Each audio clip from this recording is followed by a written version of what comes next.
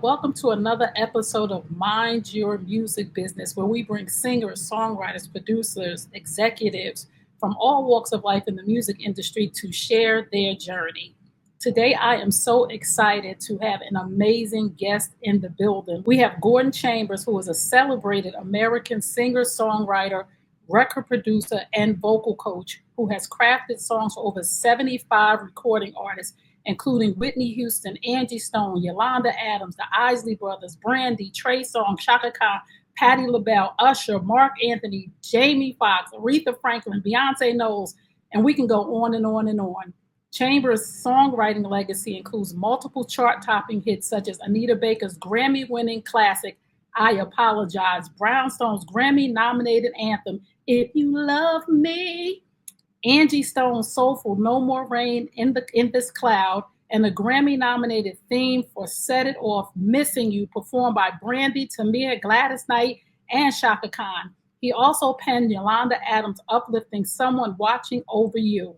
With an impressive tally of accolades, Chambers has received 8 awards from the American Society of Composers, Authors, and Publishers, ASCAP, 4 Dove Award nominations, and 3 Grammy nominations. His compositions have graced prestigious stages, including the Essence Awards, American Music Awards, the Goodwill Games, and even the White House. As a performer, Chambers has toured extensively across Europe and Japan and has delivered memorable appearances at the Essence Music Festival, the Congressional Black Caucus, the Apollo Theater, Constitution Hall, B.B. King's, and the Kennedy Center. His influence and artistry continue to leave an undeniable mark on the global music industry. I would like to welcome to the stage the one and only Gordon Chambers. Welcome, Gordon. Thank you so much for that illustrious, ebullient, effervescent introduction. Thank you very much. Listen, no, I had to read that, right? A lot of times I ask people for a short bio, but it's important for people to know who you are. Yes. Because a lot of artists would not be who they are without the pen behind them. So I love you because I'm a lyric girl. So let's start off with the fact that you wrote your first song at 7 years old. Tell me just a little bit about that. I mean, I was a kid that was just writing songs. Like, it was just a natural. Kids were playing with toys. I was playing with melodies in my mind. I would go to my little piano or just, Mommy, here's a song. I mean, I see kids all the time, like little kids now that's like, oh, I have a song that they want to share. That was just an expression that came to me. I loved music. My parents had an extensive music collection in the 70s and a good music collection. And my parents used to play records for parties. Like, growing up in our little younger days, we would have parties. We'd have dancing contests with other kids. I don't know if you're in my age group or not. Yes. At a party, they'd be like, we're going to have a dancing contest. And, kids would play records for each other and you dance. You know what I mean? That was joy then. I think music was just organic. I was not good at sports. So that made me kind of, to a degree, somewhat more of a homebody. And when I was at home, I was just trying to emulate some of the things I heard on my dad's record collection and vinyl and express myself. I think I was a sensitive kid, very, like, almost an empath, at a young age. And melodies helped me kind of process some mature feelings that I had in a childhood body. Yeah. And I know that you went to college and Yes. your major was not music. No. Your original major, you were looking into going into law? Yes, I was interested in law field. Yeah. I mean, I don't know how interested I was in law, to be honest. I think I am Jamaican, of Jamaican parentage. And it was like, you gotta be a doctor or a lawyer or, have something to fall back on. So I think I was reared where more so like music was something to fall back on. So I was sort of on a pre-law track at Brown, but then after sophomore year, I was like, Daddy, I can't do this anymore. I just can't. So I ended up getting a degree in American Studies, which was an interdisciplinary degree that combined journalism, some English stuff, English courses, African American history. And I performed a lot on campus. I was in the jazz band as a trumpeter, actually, but I was also started a singing group with another student called Shades of Brown. And we were doing like pop stuff and we were doing some of my original songs on campus. And so I started to craft a different life as a liberal arts major and a student performer. And when I graduated from college, just all those experiences helped me build a resume that seemed to be a fit for Essence magazine, and that ended up being my first career right out of college. So it all worked out differently than how I had charted it originally, but um, God is good, and He made it all work out. And my parents supported me once I had to just explain what the path I thought that I was on, the journey that I thought was for me, more so than the other journey. I think ultimately they wanted me to be happy. Daddy was like, "Listen, if you're going to do it that way, then you better make something of yourself." I mean, it came with threats. I don't want to say threats; it's too strong a word, but it came with those kind of ultimatums, but they were inspiring ultimatums, and I was just like, okay, if this is what I choose to do, I want to prove to them and prove to myself that I can do it and I can make a life for myself, yeah, and make a good life for So myself. yeah, so you've had some major, major, major hits. What does it look like in the studio with an Anita Baker? What does it look like in the studio with a Whitney Houston? Like, these are names that people only dream of penning something for them. Sure. It looks all kinds of ways. I mean, I've had 95% really good experiences, thank the Lord, with artists. There's been a couple of, 5%, 5%ers, that it was not a good day and it was not, who knows, maybe the song wasn't quite the fit for them. The record company chose the song, they didn't choose it. It was not a good day for them for whatever reason that they were having, and they didn't share that with me. That was only 5%. Most of I would say 95% of my studio experiences were wonderful and exciting, intimidating, especially when I first started in the business and I'm like 22 years old, and here's Gladys Knight, like the artist that I grew up in listening to as a child, probably more so than anybody else. So there were those times when I was like, wow, this is intimidating, but everyone was very warm. Like, I've had warm, like I said, 95% really warm experiences with celebrities and even icons, and very human. I mean, this is the thing, is that, like, recording new music for any, no matter what it is, even if you wrote it yourself, it's still nerve-wracking. And at the end of the day, any artist that's going to the booth is nervous. Like, they want to do their best. They want to make a hit record. They want to give it their best shot. They want to please you as the songwriter or the producer if you're there, but they also want to please themselves and make sure that they lay down a great vocal that they're proud of. So they're human. I mean, I quickly learned how human everybody is. You know what I mean? And then, I was raised by parents, Jamaican immigrant, hardworking parents that raised me to respect dignity and decency and community and all those values. And I was really raised in a way to never believe that anybody was more important than me, to Hmm. give everybody respect, no matter who they were, like, just give them the respect of just being a human being. So I was intimidated. I would say I was professionally intimidated, but I was never afraid in the sense that I thought that they were bigger or better than me.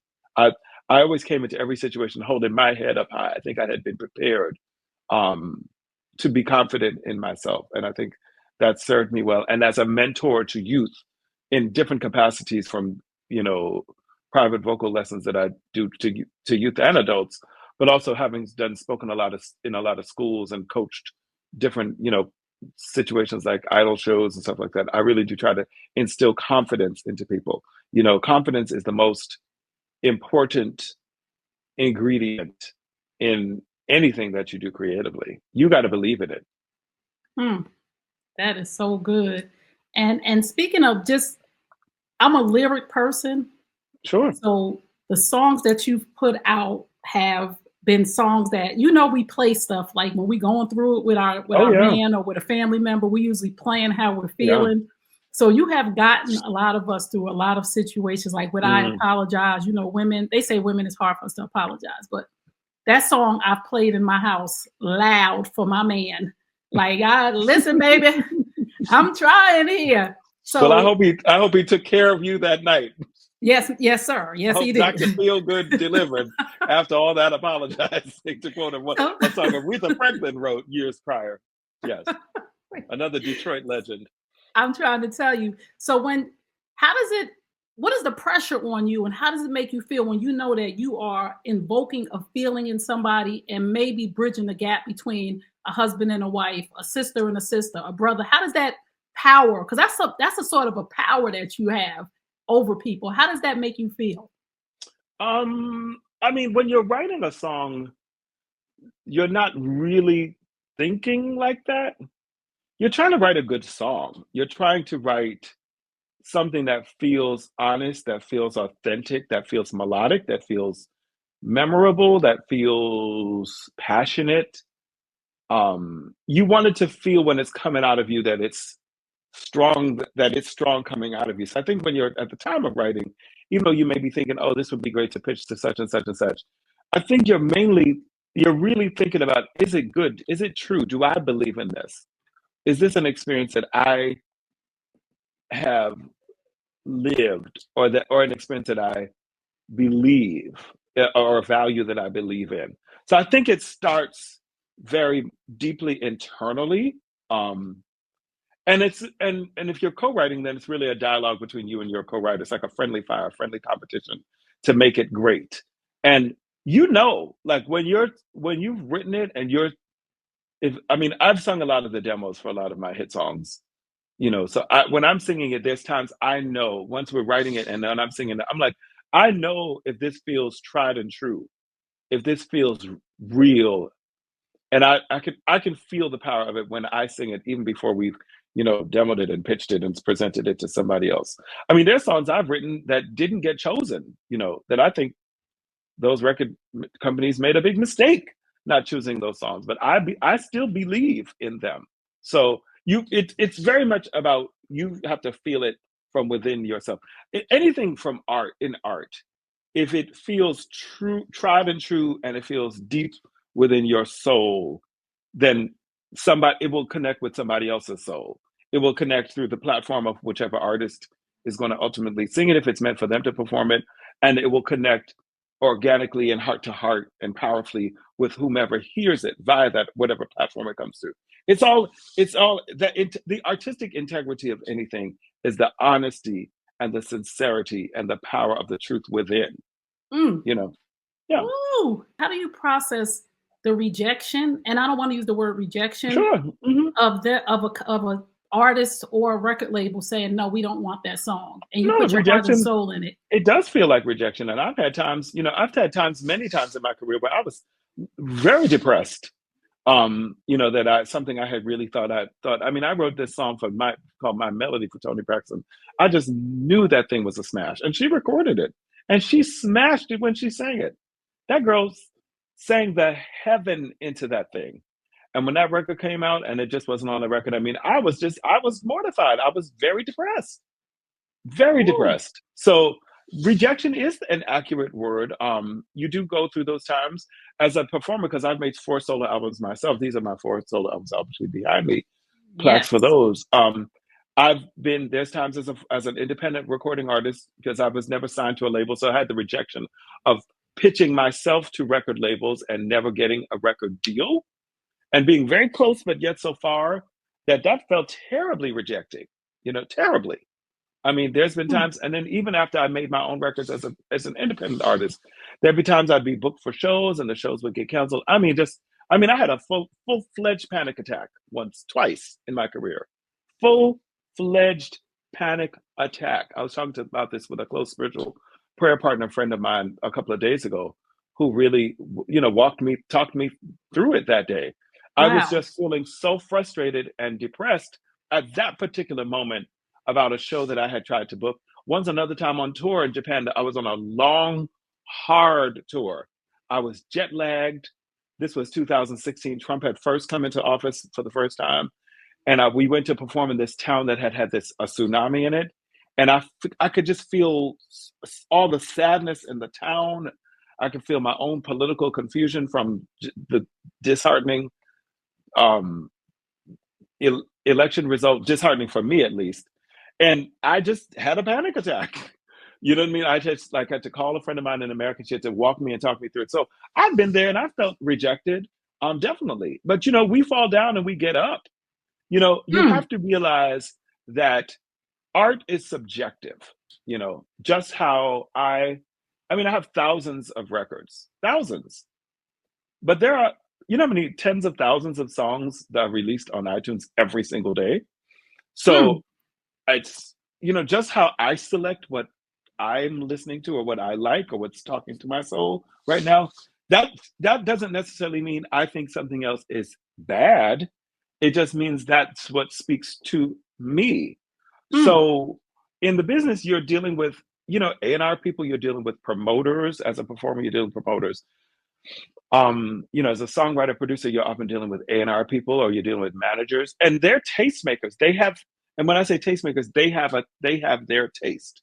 So a lot of times you have to your taste and their taste have to align. It's like a perfect alignment that has to happen. That's why there's not a day that goes by that I don't thank God for what He's done for my life, because even the town I grew up in, Teaneck, there were many talented kids writing songs. It did not have to have happened for me. And I was not the most talented.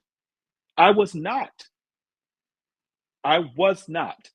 But for some reason, God made it align certain things in a certain way, and certain things happen. And my taste and certain executives or tastemakers' taste happen to align at those specific moments. And I'm grateful. You know what I mean? Mm. Because it did not have to be. A lot of this is very specific.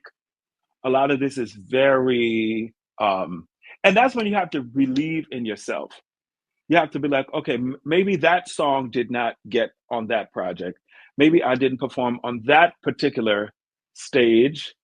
Um, maybe, but that doesn't mean that I am not worthy. That Mm. doesn't mean that I am not talented. That doesn't mean that I am not, great. Yes. Yes. I'm great because I'm God's child and God is great. And so in me, wherever I shine a light, like as a child, I loved this, childhood hymn, this little light of mine, I'm going to light to shine. I love Mm. that. And it doesn't say this light of mine, it says this little light. And so sometimes, even on your darkest days and your most depressed days, if you have just a little light, Mm. just a little bit, God can work a wonder in you with that little light. And you can walk on that street and you can just smile and brighten somebody else's day who's in a darker space than yours. You may not have meant to perform on this stage, but if He takes your little light, you can light up whatever stage He grants you, and you can make somebody else's day. God can use you God uses you where He's meant to use you. Mm. And you Yes. have to, if you want to be, I think the greatest talents are those who give glory to whom gave us the talent. It's in the Bible. Praise Him with a tambourine. When you're, no matter what genre, it doesn't have to be gospel music. When you're in the power, you can feel the spiritual power of the greatness of any art form. It's something spiritual. There's something spiritual about Biggie Smalls. The way he could just put flow words together, and you can play a Biggie record, and the way it bops and brings joy to people, no matter what he's talking about, even when the lyrics might be R-rated, he's giving people some joy on the dance floor. You can feel the swagger and the spirituality in jazz in a Charlie Parker, the way he can just effusively play those brilliance of notes. Even when he was deep in his heroin addiction, there was something spiritual and anointed about God using him in His gift. You know what I Mm. mean? So I think art is deeply spiritual. And when I speak to people, I always give glory. And I'm not a gospel artist per se, but I know where my talent has come from. And I know when I'm expressing it and I'm expressing it well, I am glorifying the God in me. That I Mm. know. And when I listen to something that's great, and no matter what it is, not just music, art. I love theater. I love poetry. Nikki Giovanni passed this week.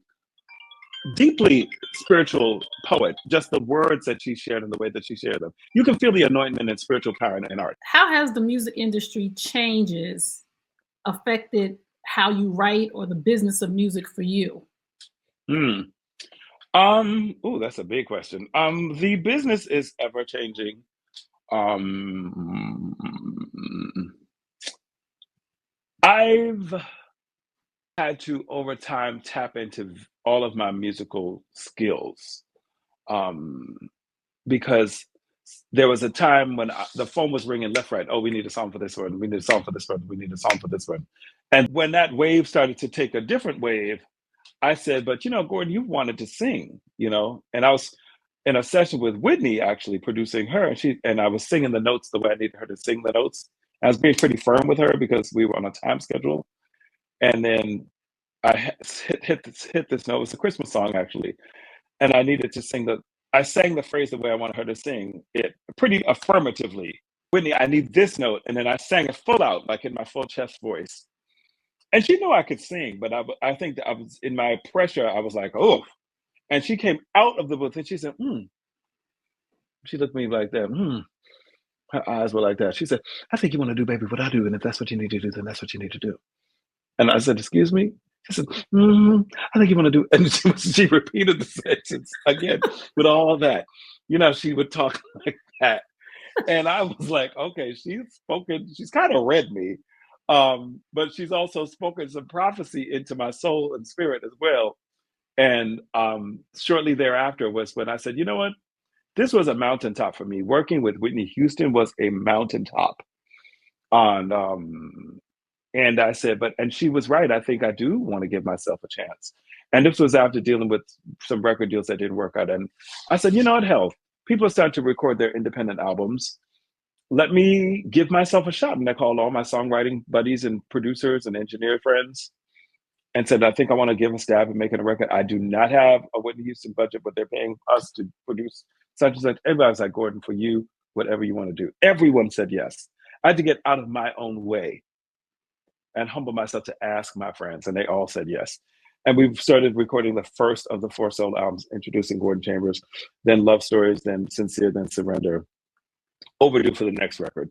But then I went on a solo artist journey, and that was partially out of creative desire, but partially on like, it's time to remix. It's time to do something else. It's time to use some of my different skills to pay the bills, or just use my expression in a certain way. Because music started to change in the early 2000s.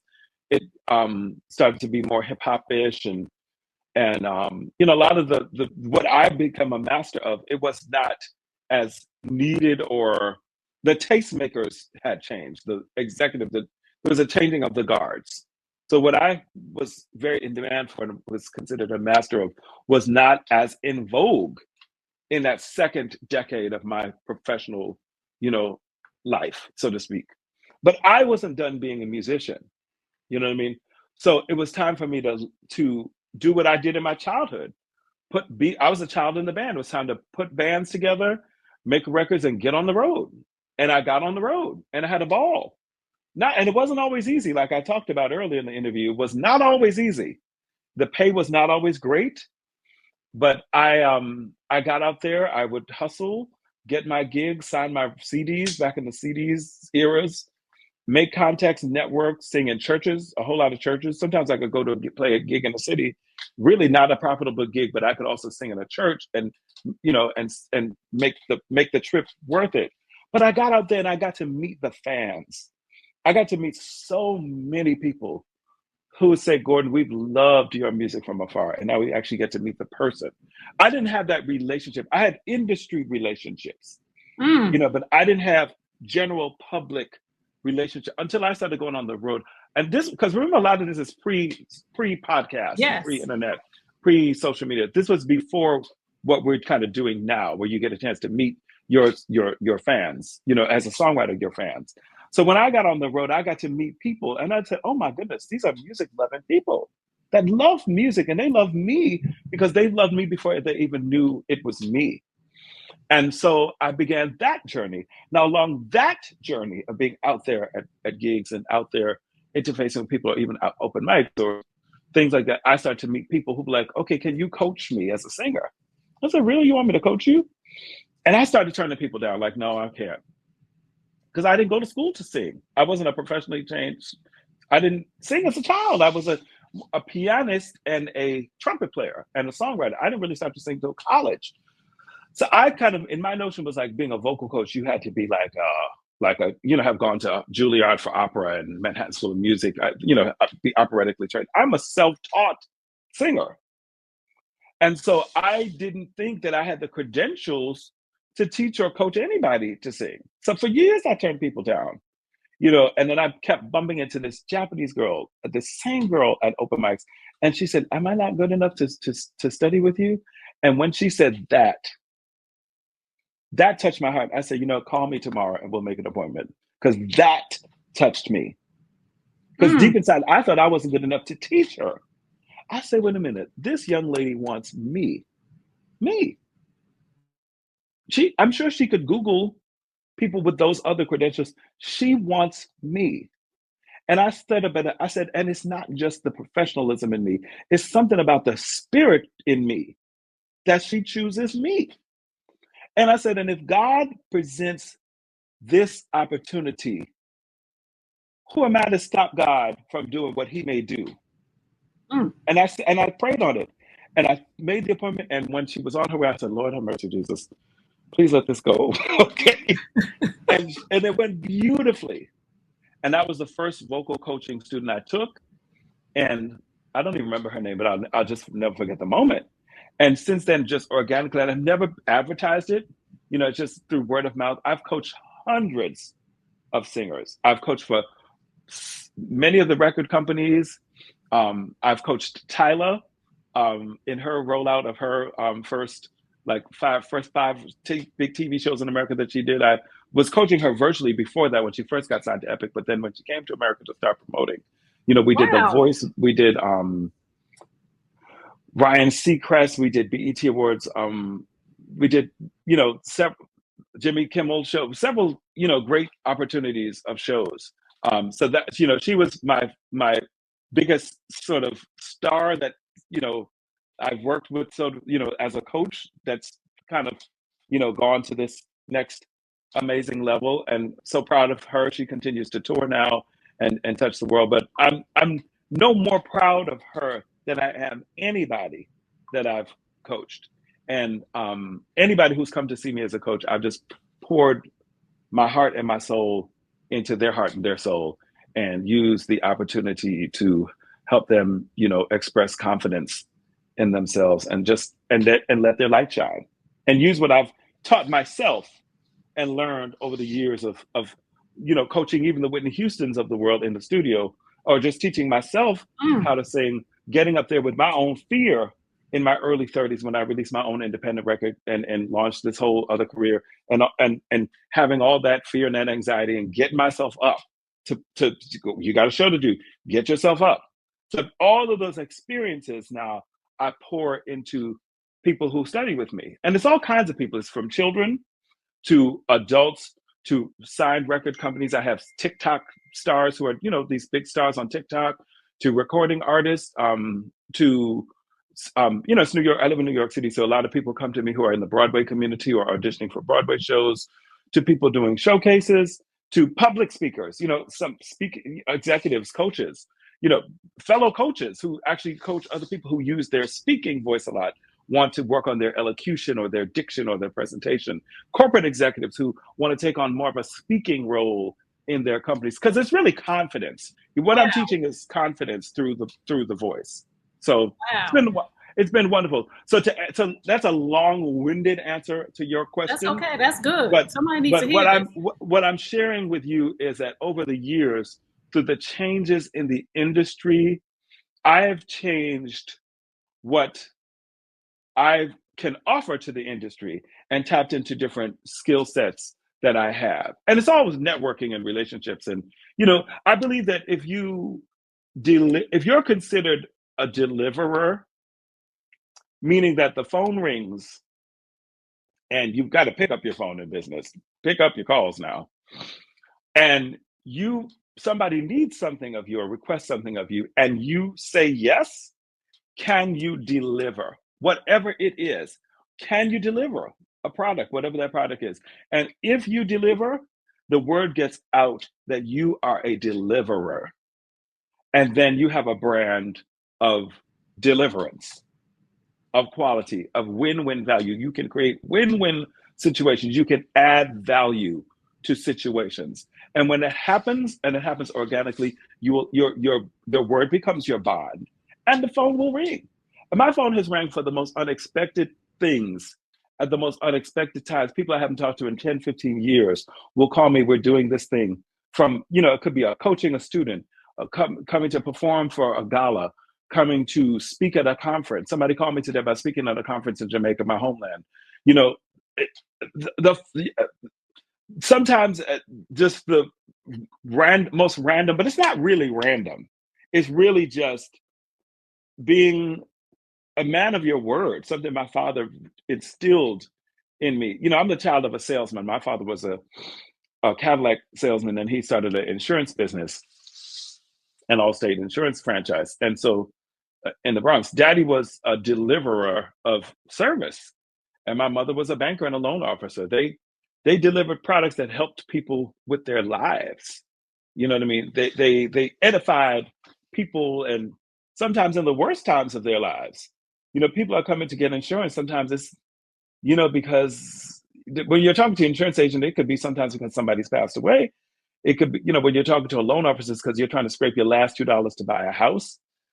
So people have come to my parents in their aspects of service, and my parents have been service providers. So I've always seen music and the entertainment as a service industry. You're providing service in people's lives. I'm a servant, and a humble servant, because I am providing value. Just like you said earlier in the interview, you've apologized to your husband. People have played Missing You at funeral services. To this day, they play it, all the time. Brandy played it. That really touched me, was when Brandy, during Verses in the pandemic, I was watching the Brandy and Monica Verses like a million other people, or maybe more. And Brandy did this poem and mentioned Whitney Houston's name and played Missing You. And when I tell you, I sat in this very chair I'm sitting in right now, and I cried, I wept. Because I knew what Brandy meant. I knew what Whitney meant to me. I knew what Whitney meant to Brandy.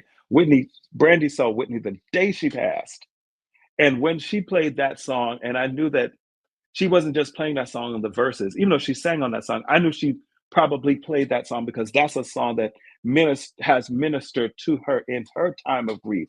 One that she recorded way before her mentioned big sister Whitney died, but I knew that she played it because it speaks to her spirit. So If You Love Me, Say It, has just,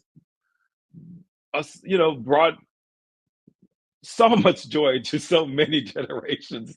I mean, Future and Metro sampled it this year and put it on another rendition, of they made a song out of it, and that album went #1 pop. It's my first time being on a #1 pop album, was via the sample that it was on through them.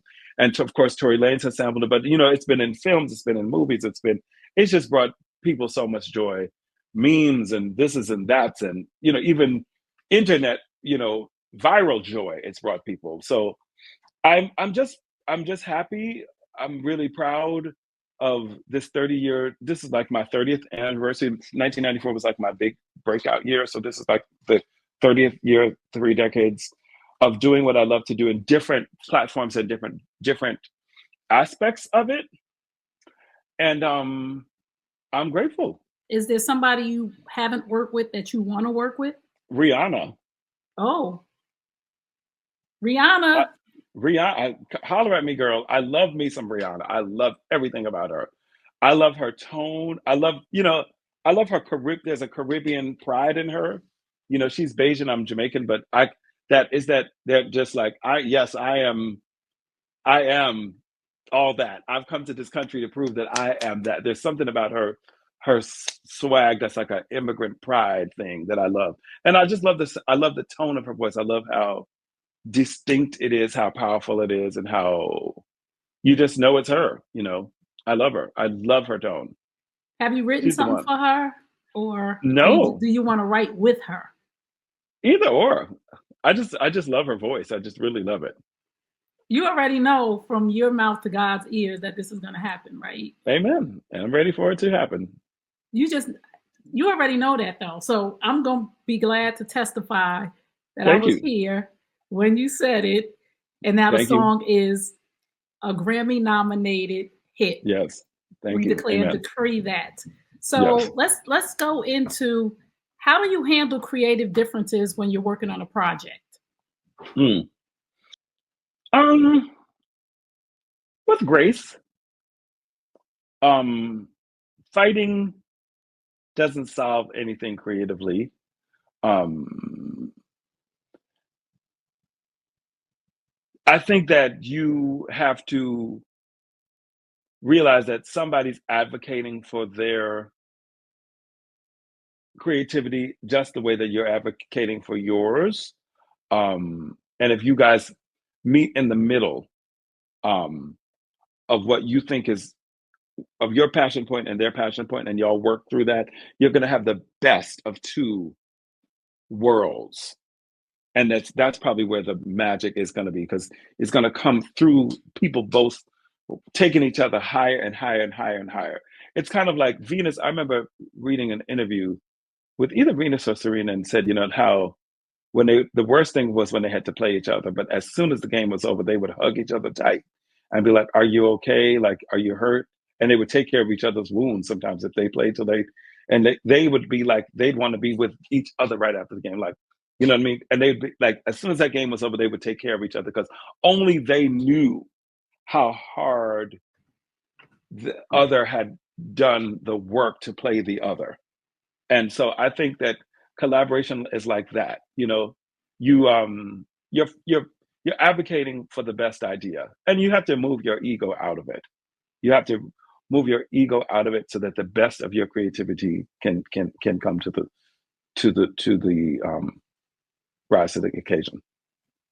What would you say to a new writer that Mhm. wants to submit something? I know you work with Beyonce. I know you work with Anita Baker. I know you work with Andy Stone. And you talked a little bit about the intimidation factor. What would you say to a new artist that wrote a song for a big name artist and they wanted to submit it, but the fear was holding them back? I would say one thing I've learned is that artists are always afraid. You know what I mean? It may be their job to look fearless and swagalicious and bootylicious and hot to the audience, but creative people are afraid. Creative people, when they put themselves out there to do something new and fresh, are afraid. Like because they're dealing with their vulnerability. They're like, "Oh Lord, I'm gonna put myself out there again." So I had to realize it's like that. It's that thing of realizing that they're just the same as you. They're a creative and an artist trying to express themselves just like you are. So why not give it your best shot? And know that they may, if they're interested, they may want to change something. They might want to take a piece of what you've got to do and add a piece of what they're doing. Know your business rights. Study your business rights. Study publishing, how publishing works, so that if you're approached in an unsavory situation, and there are culture vultures out there. Trust that you understand what your worth is, what you're entitled to, that you can protect your copyright, or you can broker pieces of it in a way that you're comfortable with. So Mm, study all of that, but know that they're vulnerable too, and that artists are looking for the next new hot thing. mm, I know I am. When I made when I was young, I was the young. I guess I was the young. I ain't young anymore. I guess at one time I was the young hot thing. I guess. I was 22.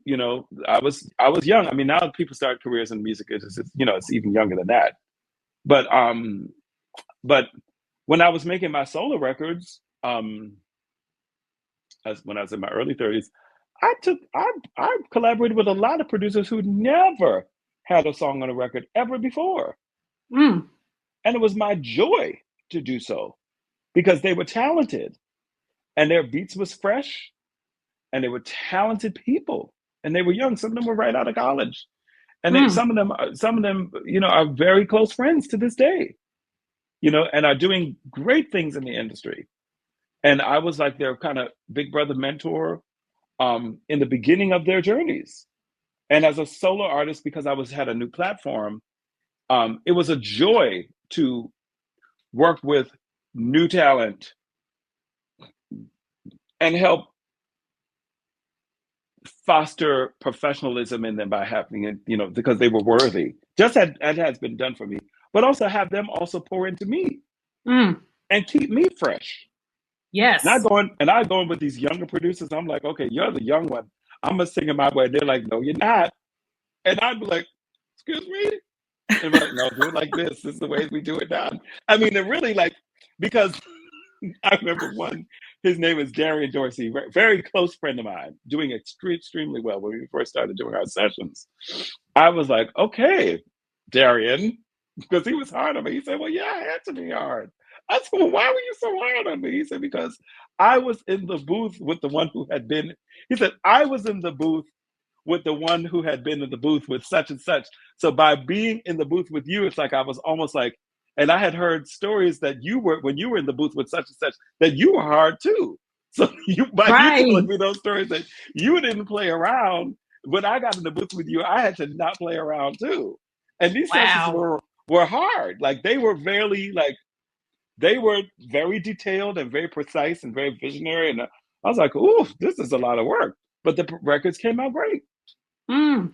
When we talk about that, back in the day, and I say back in Mm-hmm. the day, I'm 55. So Sure. back in the day, there's a lot now in the music industry where I listen to the newer singers and they all just sound the same to me. And this is not Gordon talking, this is Trey talking. Sure. They all just sound the same to me, all of the young ladies. And I'm just like, back in the day, we knew when there was Whitney, Mariah, Yes, Anita, Monifa, Adina absolutely. Howard, SWV. I knew Coco from Taj, even in the Mm-hmm. groups. I knew Beyonce from Kelly, from Michelle. Yep. So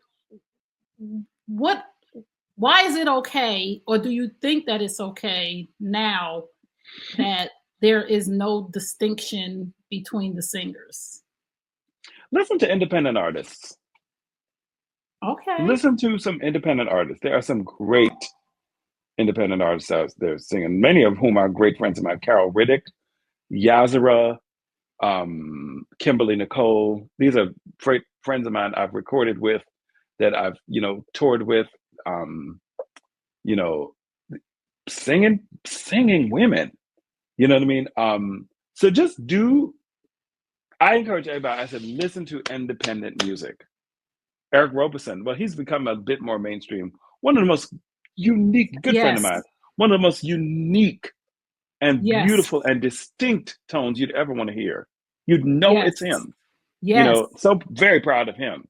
But just listen to just like if what you're hearing in the mainstream is not exciting you, you got to do your research Got and it. start to listen. Like this girl, Alex Isley, who I think is an Isley niece, independent artist, I believe. She actually performs a lot with live and records on some of Robert Glasper's projects. Gorgeous voice, stunning voice. So do your own research, and you just got Got to it. dig into your own crates. And I'm But gonna I ask do you agree. this, and I do yes, agree with you about the not as much distinctness in the voices. I do very much agree with you, but I also know that there's a lot of music that algorithmically you're just not hearing. The mm, politics of what gets to radio and what's on the Spotify. There's a lot of politics and what gets more exposure. But having worked in the mainstream as a songwriter, but also having been an independent artist, I also know that there's a plethora of amazing independent artists out there that are and amazing. and speaking of those independent artists that we know should be on these bigger platforms, do you feel like now that the industry has went to this model of popularity as opposed to talent?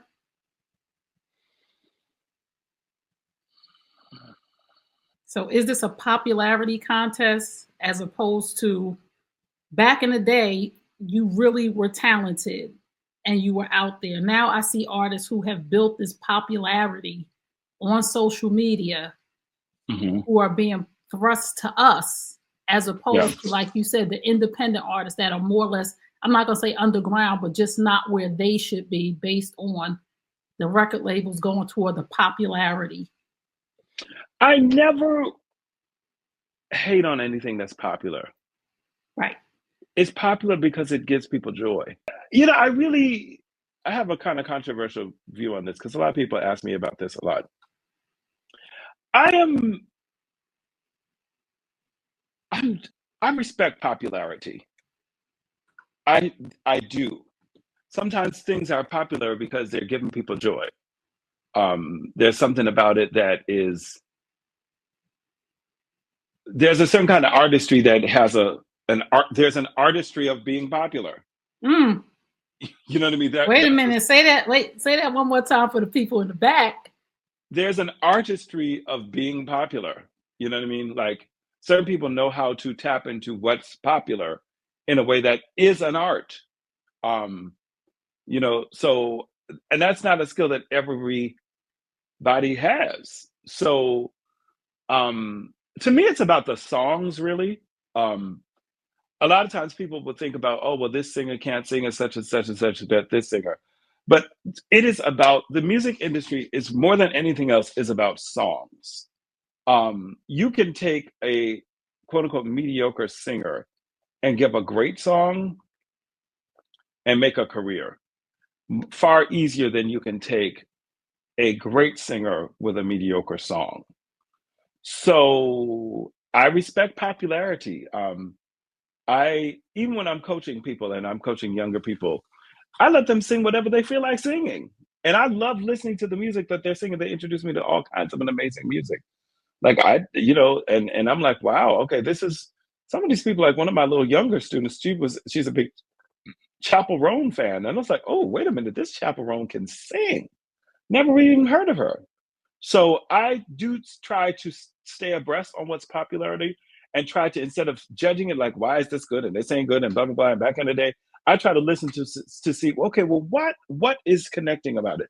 What is popular about it? Why do people like this? Because that's wherever people like whatever's popular is popular for a reason. And this is what I say too. When I see people, and I love doing interviews, and I love to watch other people who do interviews, like talk show hosts. And I miss and I love Wendy Williams because she was a personality. A lot of people think interviewing is easy and they could just jump on the screen, but there's a skill to it. So like you said, there's a skill to being popular. Like you have to walk in the room and demand the room and have that je ne sais quoi that makes people want to follow you. So even like Elvis Presley was a brilliant example. Like Elvis Presley studied what was going on in the hood. In the Black community, in the Black churches, in the Black little juke joints. He studied it. I was like, ooh, I want to do that. And I want to put my little white spin on it and copy it and present it with my swag, and boom. You Ain't Nothing But a Hound Dog, done originally by Big Mama Thornton. He studied it and put his spin on it. I mean, he was tapping into the art of popularity. Ooh. It's an art. It's a science. Ooh, somebody needed to pick that up. Some artist that's listening right now, you need to pick that up right now. Mm-hmm. What Gordon just said, because that was a gem. So yeah. I just want you to give some advice to new artists that are coming out, because you do it all: singer, mm-hmm. producer, vocal coach, writer. I want you to just give some advice to somebody who's new coming into this industry. One, who thinks they have it all together, mm-hmm. and two, what they can expect when it comes in their face that they don't have it all together. Several things. I would say get in the habits that will serve you well for longevity. I mean, get your sleep, start to go to bed, you know what I mean, to sleep, to have healthy diets. So you can be in good rituals that have you have the stamina of an athlete, you know. Performance is physical. It's a sport. It's an athletic sport. The greatest performers, you know, like people on Diana Ross is still killing them. You know, Patti LaBelle, Smokey Robinson, people are still on tour because they grew up, you know, doing the Apollo, doing 5 shows a day.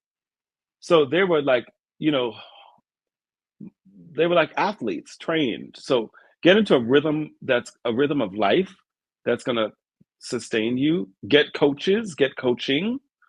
I would say focus on great songs. Either writing them yourself or just finding them yourselves. Great songs will always sustain you. What are the songs? People want to know what the songs are. It's all about the songs. I would say stay drug free. Mm. I really would. I would say party in moderation, drink in moderation, stay drug completely free. There's a lot of temptations out there. And a lot of people are going home to glory way before they need to going. And I've been to too many of the funerals.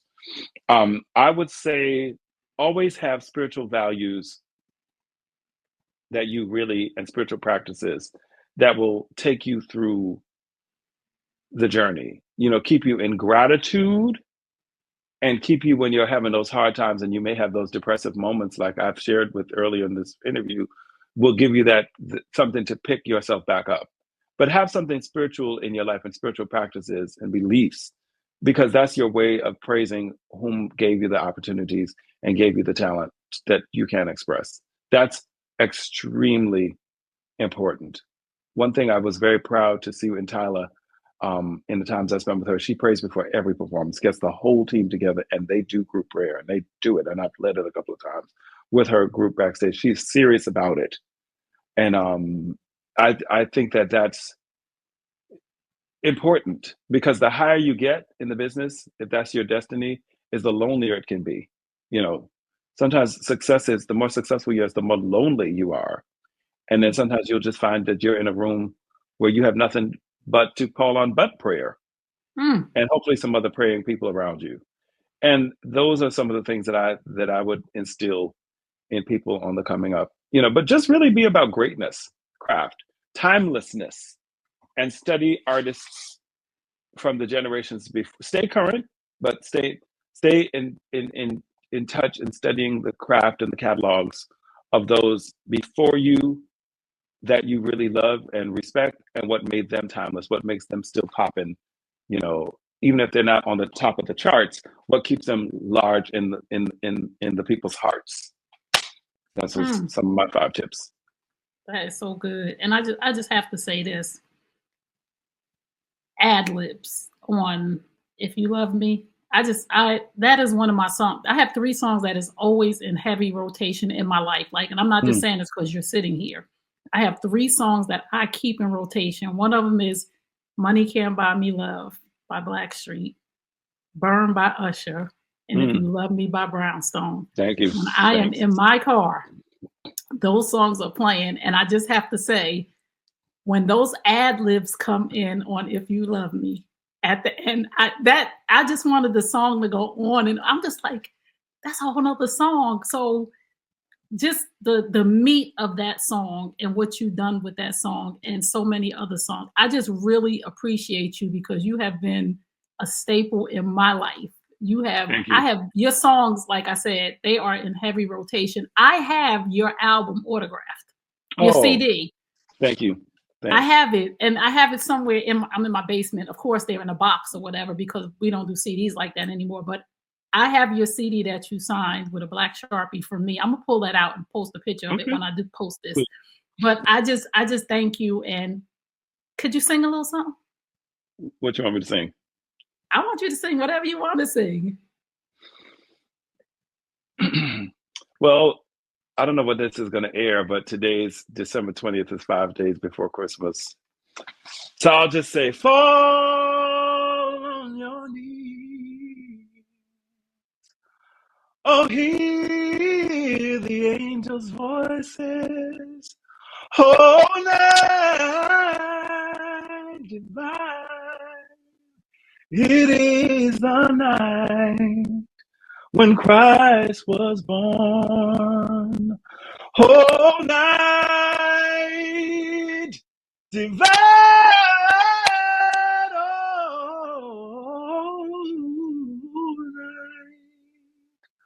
Oh, night divine. Woo! I'm sorry. Thank you so much. That's my favorite Christmas carol. So that's a Christmas gift to you. I know this will air whenever it will air, but that's my Christmas gift to you. That part gonna air on Christmas Day. Okay. All right. But I thank you so much. And I just want everybody to know that's what we're talking about. There is no studio magic. This is just, you have to be ready. So you have to stay ready so you don't have to get ready. And when you know Amen. your craft, like I've interviewed people and I said, can you sing something? They're like, oh, I'm not. And I'm just like, are you a singer or are you not a singer? But I thank you for being, they call it a trifecta when it's three things, but you are so much more than that. So I thank you, Gordon Chambers, for giving me your time and sharing your talent with me. And I wish and I pray that God will elevate you to your next level Thank and he you. will do more than you could ever think or imagine. And I also just want the people to know, if you don't mind, that Gordon is a caregiver for his Yeah. parents. And that Yeah. is a whole nother show that we can do. But I appreciate you even saying that to me and sharing that part of you with me. Where can we find you?